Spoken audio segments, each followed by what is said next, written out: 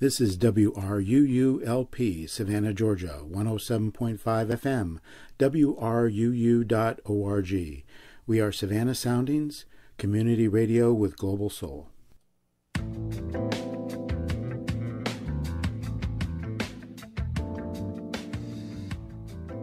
You are listening to One Human Nation with your host, Sandy Batiste. This program will be talking about race and race relations in your community and nationally. Our goal is to be open, honest, and productive.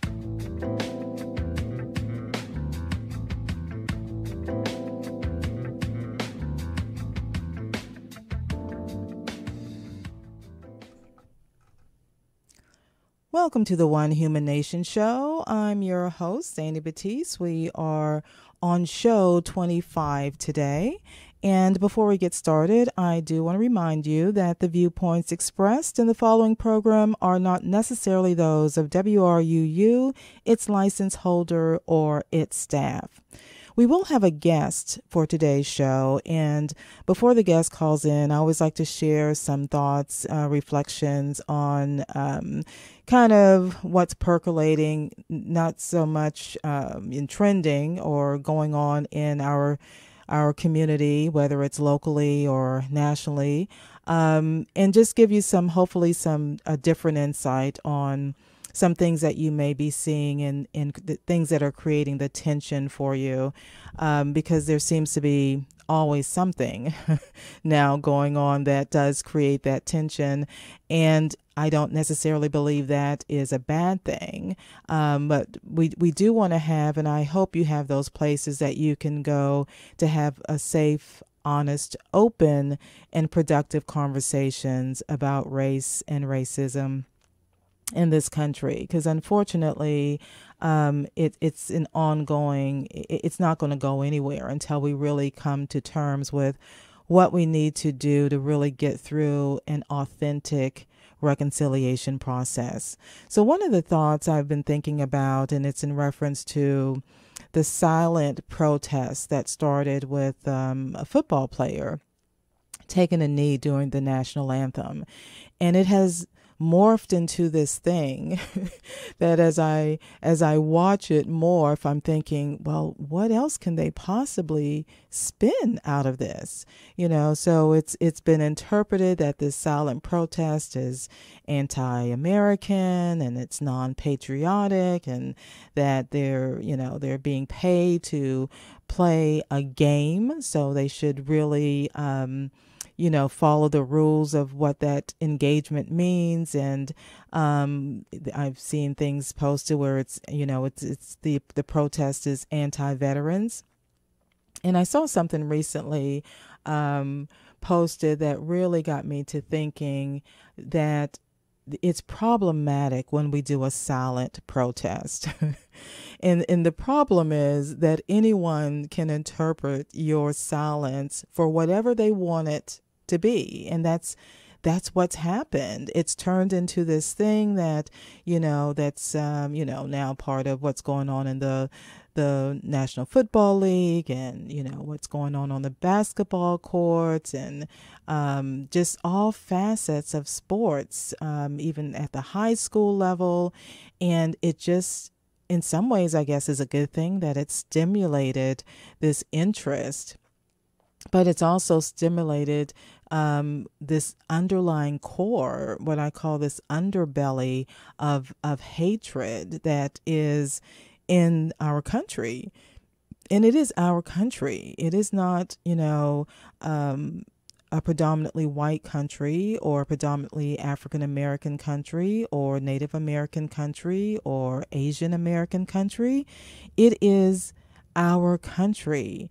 And so until we go through a really intense process of reconciliation, and I do think it has to start at the federal level, and it doesn't mean that that takes a pass at what's going on in your community, because we do have to work in our community. We have to get things livable and the quality of life equitable for everyone that really wants to have those opportunities to participate in our community. But until we also as a country acknowledge and recognize our history, there really is not going to be any type of protest that is going to be acceptable. And, we saw it through the civil rights marches and the sit-ins. None of those were acceptable. And so the question that I have is, well, what is acceptable? What form of protest is acceptable? That's the question.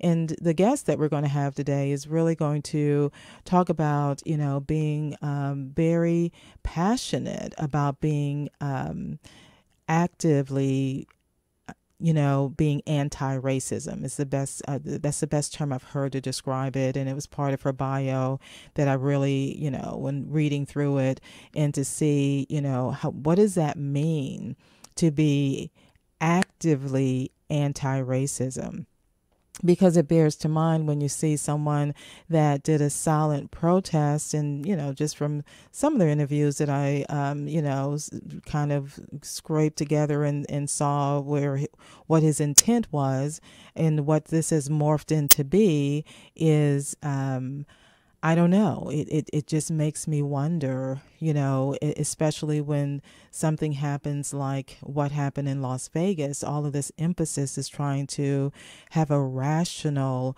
thought on, well, why did this person do these shootings in Las Vegas? And I can't help but make the comparison that if it was a black male, would there be this level of interest in trying to figure out the why? Because I don't think so. And unfortunately, my initial reaction when I hear something as horrific as the Las Vegas shootings, my first thought is, I hope it's not someone black, because that's my first reaction. And I think that because it's like we already have enough targets on our backs. So we don't need anything else. It just gives one more thing that it just gives more food to the fodder that we don't need for African Americans in this country. That doesn't justify it. That doesn't make it any better. But I don't think I'm the only one that thinks that way. But since on this show we talk about, speaking your story, using your I voice, in my I voice, saying that is my first thought is I just hope it's not someone that is African American. The other part about the protest, and it ties into something that we hear about in the fake news and how things are being manipulated. And one of the things that came across was from a well-known basketball player. I'm not going to say the name of the player, but some of you may have seen this shirt that he was supposedly wearing. And the shirt said, "We march, y'all mad. We sit down, y'all mad. We speak up, y'all mad. We die, y'all silent." So I research things now because, I my mode of operation is, okay, was he really wearing that T-shirt? And it comes to find out he really wasn't. So what happened was, this was the shirt that was manipulated was from a shirt that he was wearing, him and another player, in 2014. And the actual shirt that he was wearing at the time stated, "I can't breathe." And it was kind of the protest statement for what had happened during the summer of that year with Eric Garner. And so that was 2014. And what was posted from this website, that I'm not going to even mention the name, was a doctored image of that shirt with what's on it that I just read to you. So, the other part that really I think is playing a role into what's driving a lot of the tension in this country is we don't know who we can believe anymore. It just depends on what who you're listening to, where you're getting your news from, that you just feel like it's all of a manipulation. So when we say, be curious, it's also be curious and do your research. Find out if that's really something true that happened, because what we're finding is a lot of it's fake news. And it's intentional. It's done intentionally, I think, to be a distraction from the bigger issue, in that, we're not doing well as a nation, and people are waking up to that. And so it starts becoming more and more of, the more people become awake and aware, there is this dissatisfaction. And there seems to be this manipulation of trying to figure out, well, what do we need to do to keep the masses happy? What story do we need to give them so that they will settle down, and they won't be angry, and they won't start demanding more from the leaders, whether leadership is at the local level in your cities, your county, or the state level, or at the national level. So I think in many ways it's a good thing for us to wake up and to be curious. And now I add one more thing, and that is to do your research, to make sure that the information that you're reading and that you're getting so excited about and reposting, that it's actually actual truthful information. Because I do the same thing. I see something and it has this response inside of me that I go, oh, I like that. And I hit the like button. And, and if I'm really motivated, I'm going to share it on my news feed. And then I go do a little bit more research and go, that wasn't even true. And that's a terrible place to be, when you can't trust what you're seeing and what you're reading. So be curious, question, do your fact check, and make sure that what you're getting excited about and what you're responding to, I know I'm going to be more diligent about making sure that it's accurate information. And that's a reason sometimes I don't even respond to stuff, because I'm like, I don't even know if that's true or not, and I don't feel like doing the research to figure out if it is true. So as we get ready for our guest to call in, I'm going to have you listen to some interlude music from Mr. Joe Morales.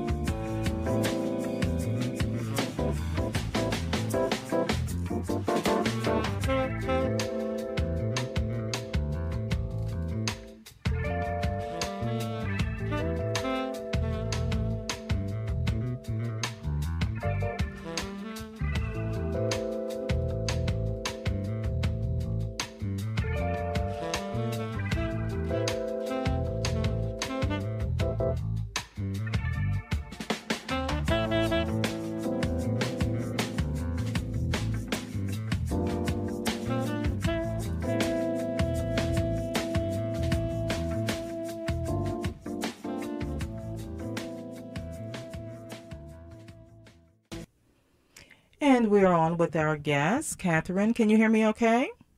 I can, thank you. Fabulous. So welcome to the One Human Nation show. We're on show 25, and I really appreciate you taking the time out of your schedule, Catherine, to join us. And, you know, I was thinking of where we initially met, and somehow we initially met through the One Human Race series that I was involved in Austin.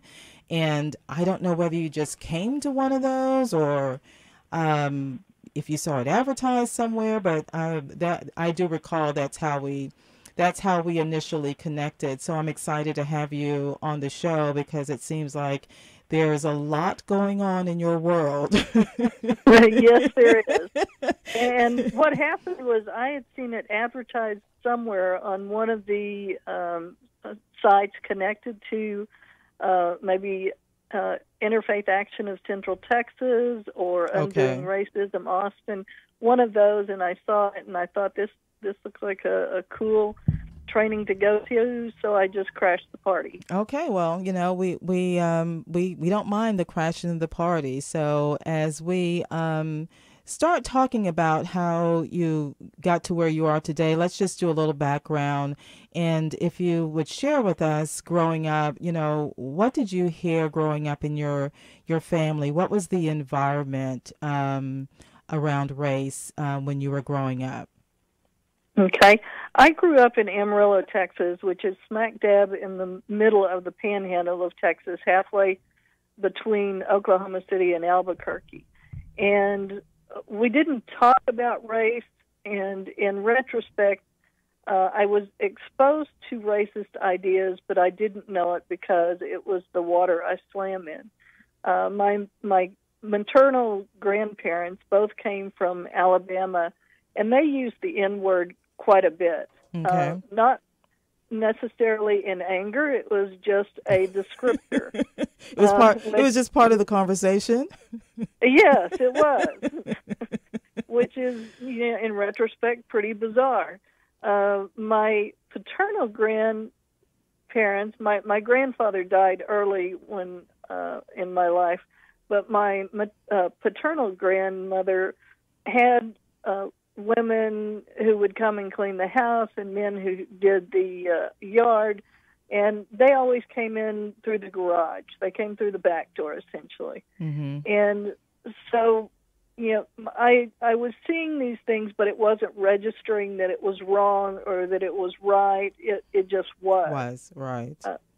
Then I went on to go to Tascosa High School, which at the time in the mid-'70s, the mascot was Johnny Red. The stars and bars were raised by ROTC kids as we entered the school, and our fight song was Dixie, which, again, when I first went, it didn't seem like anything, but that was the beginning of integration in Amarillo. So, Catherine, let me ask you, so you said the flag was raised by, was it ROTC? Correct. Okay, because you said ROTC, and I didn't know if everybody caught that. So, okay. So that's okay. So, African American kids were being bused across town. There was no busing of white kids to the African American and Hispanic high schools. Everybody was, every child of color was bussed elsewhere. And so literally the kids from across town were getting off the bus and having to walk past the ROTC kids lifting the American flag, the Texas flag, and the Confederate flag. And this was not something that the parents of the kids who were being forced to cross town to go to high school appreciated.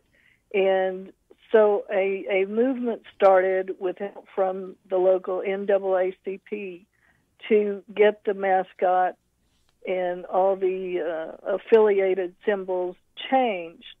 And this caused a whole lot of tension and strife, in addition to the fact that kids were being bused into a white school.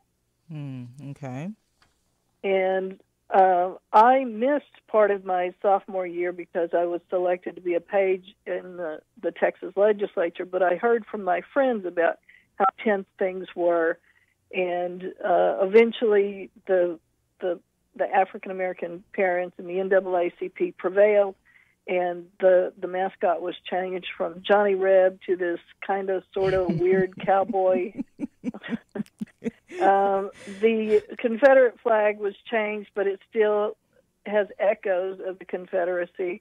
And the school song was changed from Dixie to a modified version of the Texas Fight song from the University of Texas, which really annoyed parents who had attended Texas A&M. Yeah, so I can only imagine, of how that was for the students, the African American students, students of color that were attending there, and I know in reading through your bio, you attended your high school reunion last year. Or I'm not sure when this bio was posted, but it might have been last year. And you mentioned that there was only one African American graduate that showed up. Correct.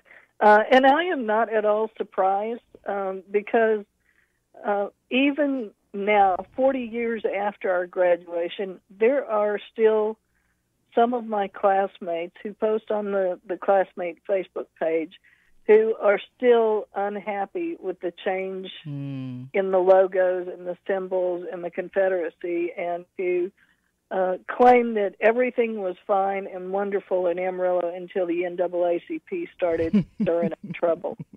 And,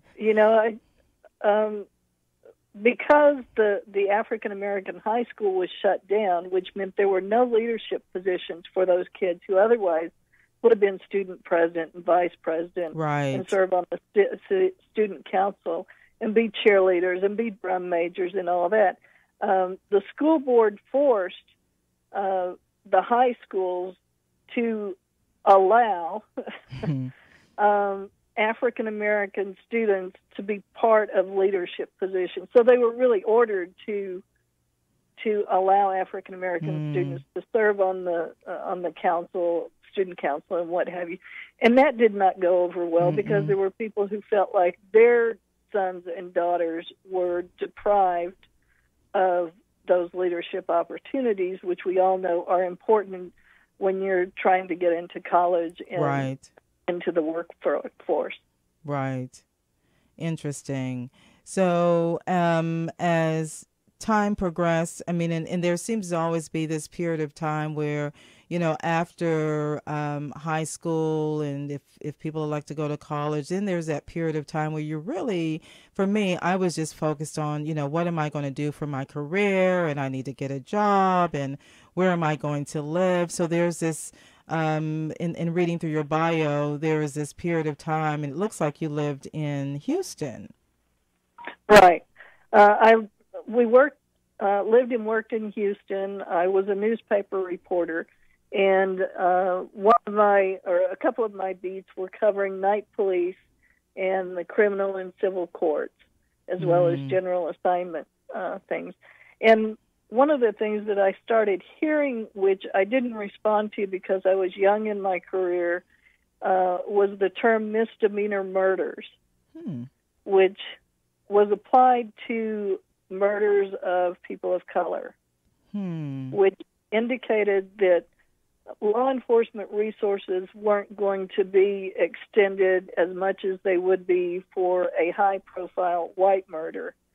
And even the editors of the newspaper and my colleagues in other forms of media referred to these as misdemeanor murders because, they just wouldn't generate as much coverage or interest. Right.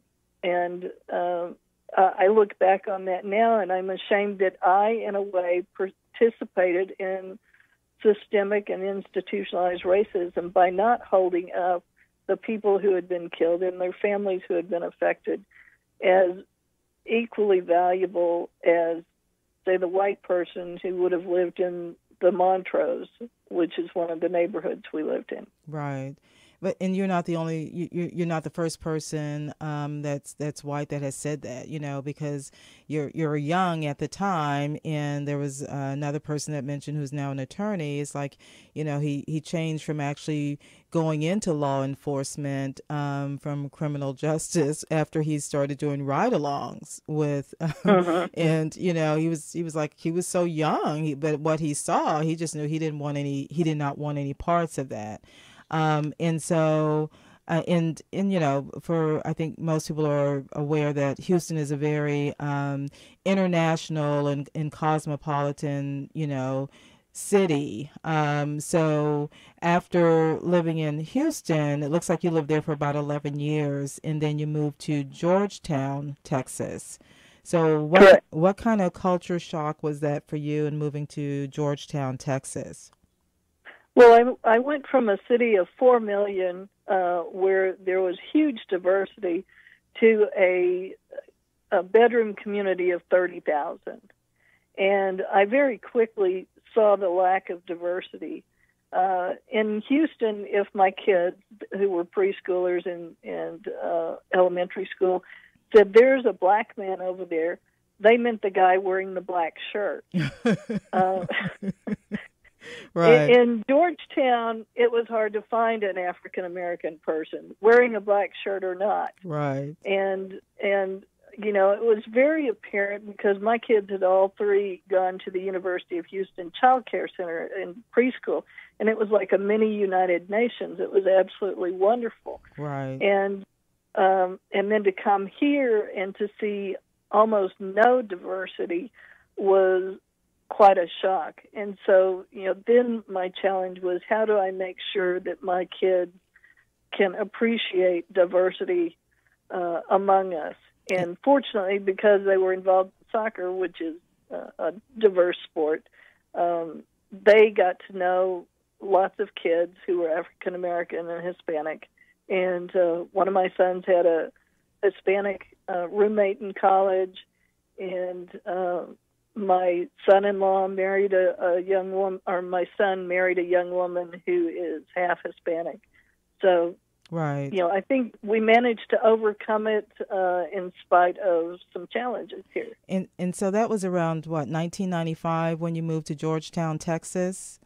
Correct. Okay. So when you were then living in Georgetown, I know you mentioned in your bio that you received some training through the Texas CASA program, which is the Court-Appointed Special Advocates.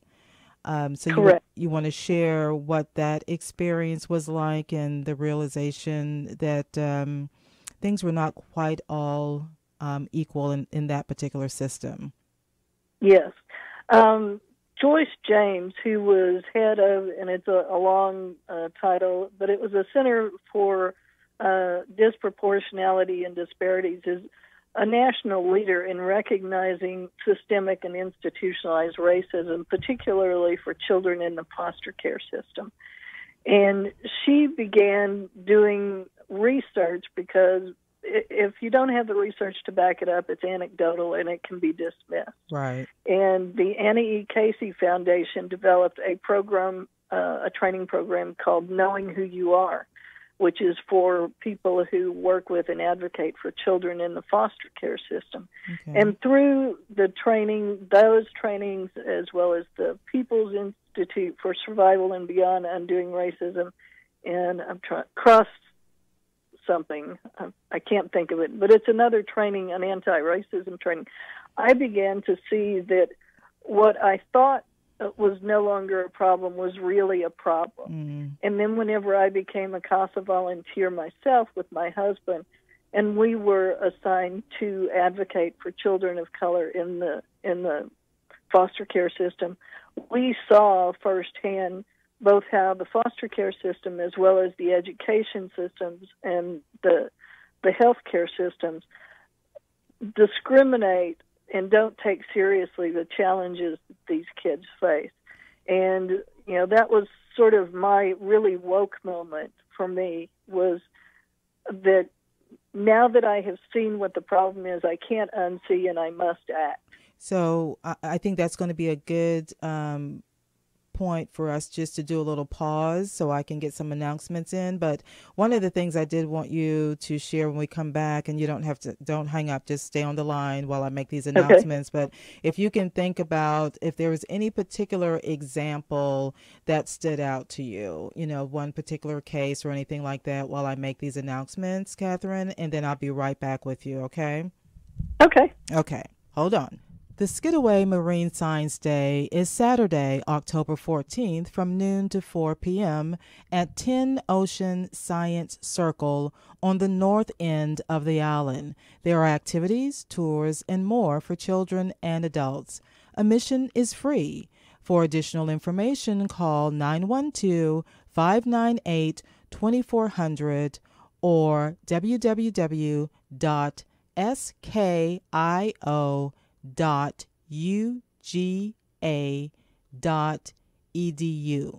If you enjoy our programming on WRUULP, please support the station with a donation. As an individual, you can give any amount, become a basic station member, or become a serious fan of the station. To check out membership rates and to donate to the station, go to www.wruu.org/individual and select to donate monthly or subscribe to an annual membership.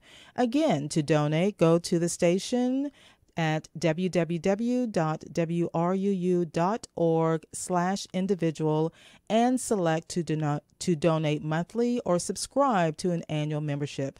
Thank you for listening to and supporting WRUULP. So we're going to go back with our guests. Catherine, can you hear me okay?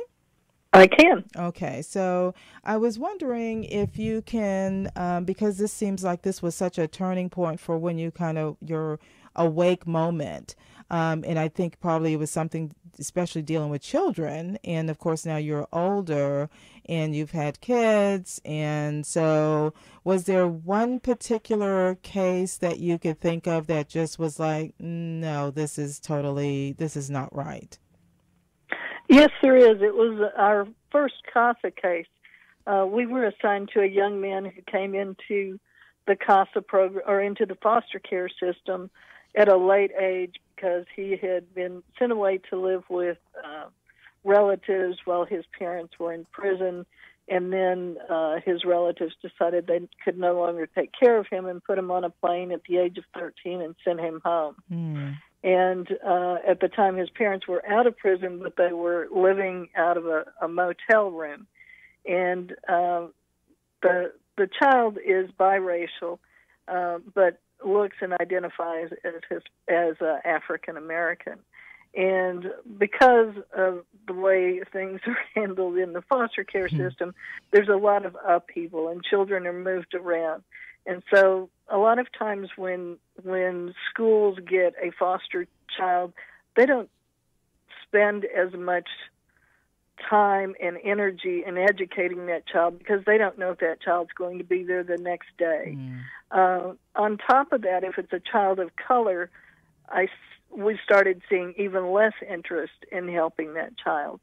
And when this young man, he was adopted by a family member, and we were taken off the case, but we stayed in touch with this young man. And whenever he graduated from high school, he told me that he wanted to go to a junior college up in North Texas. And he had received no assistance from the school counselor.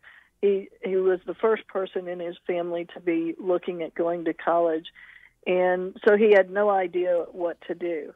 And I started asking for his transcript so that we could make sure we got it submitted to the college.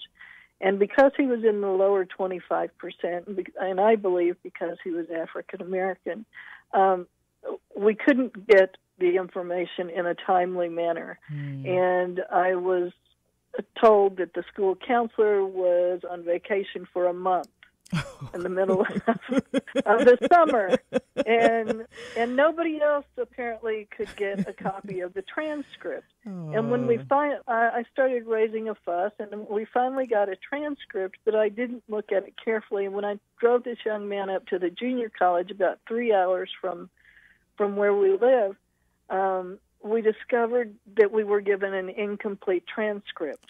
It didn't have his last semester. And as a result, he didn't qualify to get into the dorms. It was too late to, try to redo it. So I ended up bringing him back, and we sort of did a reset, and I ended up helping him enroll in Austin Community College. But again, I had to go back to his high school and fight to get the complete transcript. Gosh. Now, I am fairly certain that if this child had been in the upper 25% and had been white, I would not have encountered those problems. Wow. I hope I would be wrong, but I feel strongly that I'm not. Well, and it's interesting because sometimes that's all we have to go on is how we feel about a situation. And so I know you currently live in Georgetown, Texas, and I keep saying Georgetown, Texas, because there's also, Georgetown is different places, so I just want to make sure people have a reference point of where that is. So, and because I've lived in Austin, Texas, I'm familiar, with how the reputation of Georgetown, Texas, let's just put it like that. And so in living there, and you obviously from your involvement with the foster care system and with the CASA program, at what point in Georgetown's history development, what was going on in Georgetown and in what time frame? Because I remember hearing, and I don't know whether it might have been when you and I connected, that Georgetown was actually engaging in what's referred to as courageous conversations. And so that might have been was that through the churches there, or how did that get started in Georgetown? Okay. This was an effort that happened as a result of the murder in Ferguson, Missouri. And some of the pastors who participated in MLK Day after that got together and said, we can't have a Ferguson happen here. And they started talking about it and trying to organize, and it was a very loose organization. I saw something in the local newspaper about it, and by this time I had gone through One Human Race, led by you and Teresa Chang. Okay. And I got involved and said, hey, I want to help out because I've been attending some trainings like the ones I mentioned previously, and I think I have something to bring to the table that might be helpful. And it was as a result of that we brought your group from One Human Race to Georgetown to have a training that had not been available to folks there before. Okay. And so from that, and I know currently the community still meets, and there are issues that have come up in Georgetown. So do you want to talk about some of the, I guess, hot topics of some things that have happened that your group has been involved in, or that brought out more of that community activism in you? Okay. One of the first challenges that the group faced whenever they started organizing was that the city leaders did not like the suggestion that we had a problem in Georgetown. And the odd logic that was used was, we don't have a race problem in Georgetown, but if you start talking about it, we will. Which I had not heard that one before, Catherine. Yeah, okay. It's not a problem until you make it a problem. Is that right? So, then we had to start saying, well, there are problems, and it begins with collecting data. And so the Courageous Conversations group of Georgetown, Texas, developed study groups, learning action groups that were focused on areas such as law enforcement, economic development, transportation, affordable housing, education, and started meeting with officials in those arenas and trying to gather data, and come to find out there are some disparities. And, then everyone who was uncomfortable with the idea of disparities blamed it on poverty, not seeing that there's a connection between racism and poverty. We have had another one of the groups that is active is called the Cultural and Historic Accuracy Committee, and they have been trying to address a Confederate memorial statue that stands on the south lawn of the courthouse, which is basically a tribute to the lost cause narrative, a redefinition of why the Civil War happened. And we have an active group of the Sons of the Confederacy who stand in costume outside, beside the monument, and try to share their version of history to overcome what little history is actually shared in our textbooks. We also had a situation where a young African-American woman at one of the local middle schools was chased around by a classmate who had some sort of rope or rag or noodle, something like that, saying, "You're my slave." And this was brought to the attention of the school superintendent, who, even though there had been 3 other incidents that had been identified with this particular child, still insists that this is not a race problem. Maybe it's a bullying problem. Again, we whitewash the act. We don't name the actual problem. Right. And denying that there's an issue of racism. Never mind that we don't have many people of color in positions of power within the school system or even on the school board. Right. And so we continue to work to educate ourselves and educate others about the disparities that exist. And if people of color are not at the table, they're on the menu. Oh, that's a good way of putting it. That's a very good way of putting it. It's not original. I can't claim it for myself. Well, I like that, because one of the things that, we talk about through the One Human Race series, as well as I've posted on the One Human Nation website, is, there is this ethnocentric point of view of, there's when there's not engagement, with people of color, there seems to be the default mode of, well, we invited them, but they didn't show up. Right. Did you have to work through building trust, I would think, with the African American community and with the Hispanic community? I mean, how did you get that diverse engagement? Well, I would say that we are still building trust.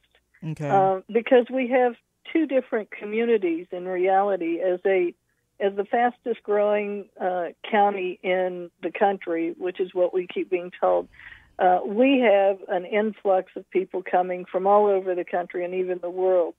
And so, the people who traditionally were the gatekeepers for the African American and Hispanic families are now being outnumbered by new people moving in. Okay. And so we're trying to engage all members of the community to build that trust.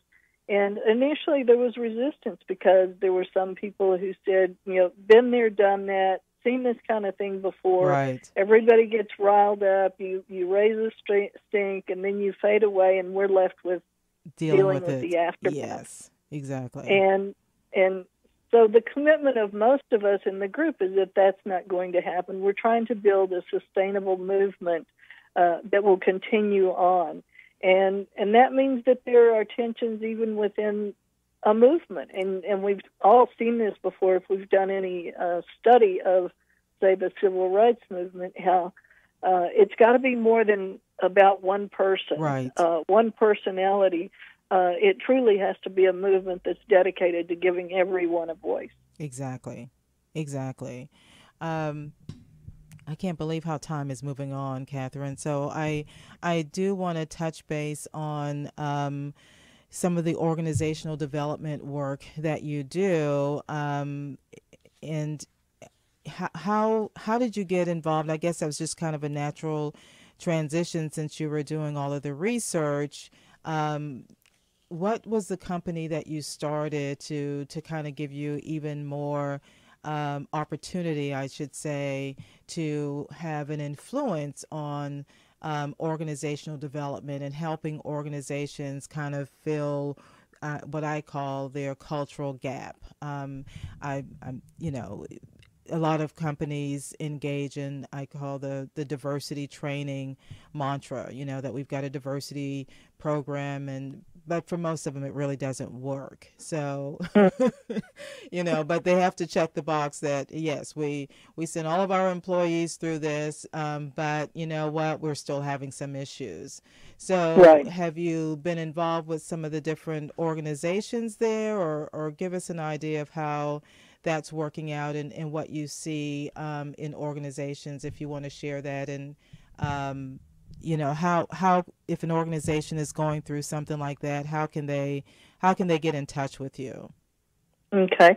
My husband and I started a company called Polaris, Polaris, which is another name for the North Star, or the guiding star. It's Polaris Nonprofit Solutions. Okay. And we offer marketing, communications, media relations, fundraising, and board development services to nonprofits.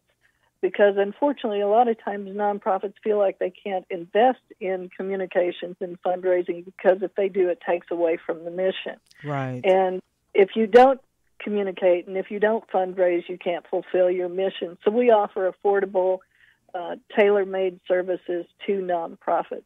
Okay. The anti-racism work has come along later.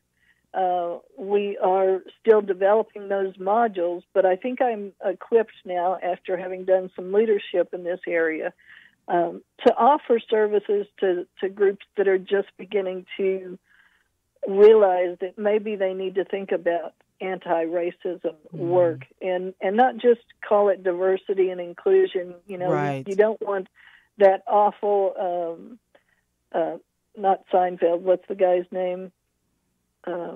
The Office. Oh. Yes. The Office, when they did diversity work, and it was such a laughable thing that nobody Right. took seriously. And, it needs to be meaningful if you want to see real change. It can't be just a check off the box and say, we did this, we had somebody come in, we've hired X number of people of color. It has to be a true investment. And that's what I'm saying to people is it can't be a one-off. It can't be a check-off. Yeah, and I think one of the things that I see, and you can let me know if this is what you're experiencing also, is I think organizations, companies, they're slow to really accept the fact that the experiences that people are having outside of the workforce is having an impact at work. There seems to be, the thought process, well, when you get to work on Monday, if that's when your work week starts, then you should be able to switch off everything that you've taken in over the weekend and what's happened. And I don't think it's that easy for people. I think that's why you still have the tensions that you have in the workforce. So I think companies have to do a better it's not that you want to get involved with the politics at work, but I think there has to be a recognition and some type of way to work into, this is why you may be feeling this way when you come into work, but this is how we need to adjust and make the change in this environment so that we can all be productive. I think there's some kind of way that bridge has to happen, and I think that's why a lot of the diversity training programs don't work, is because it's so it's just not connected to what people are really experiencing and what they really want to talk about. I agree, and I think part of the issue has been that the theory of effective management says you only deal with people at work and address work issues. And our employers have come to realize that being a parent, being a caregiver, and having a life outside of work affects what happens on the job. Right. And just like you can't check being a parent or a caregiver of an elderly family member, you can't check your color at the door or what's happened to you that's traumatic over the weekend at the door, and walk in on Monday and expect to be, happy-go-lucky, let's get to work kind of thing, because we all carry that stuff with us all the time. Sometimes we're able to compartmentalize. That's a word that I think is grossly overused and inaccurate. But we're expected to do that. And the reality is we're whole people, and we can't leave pieces at the door. Right. Yeah. So I definitely, so what's the website? It's www.polaris, POLARISNPS.com. Okay.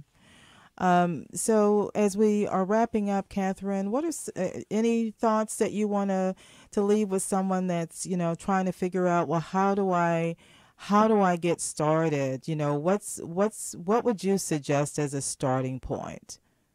I would suggest Googling your area and seeing what kind of social justice, community action activities are going on. Check Meetup to see if there are people who share the same concerns and passions as you. If there's an interfaith action group, interfaith organization, look at that. If there's anti-racism, there are Black Lives Matter and Undoing Racism chapters all over the country. Reach out and don't be afraid to walk in by yourself, because you're not alone. We've just got to find each other. Oh, that's really good. And I do appreciate that, because, moving back into Savannah, that's one of the things that's been kind of like, okay, well, what's going on? And, that's kind of the steps that I've taken. But I was, it's like it is hard sometimes. I could especially see where it would be hard for someone that's just starting on this journey of really realizing, in trying to figure out, well, how can I be more actively involved, and to just, show up is in itself, it takes some bravery, and sometimes you just have to do it alone. You have to do it alone, because there's not anyone that's going to go with you. So I appreciate you sharing that, and I like the thought, the very positive thought that there are people there. There are people there that are already awake, and at some point in their journey that you can connect with, but you have to show up.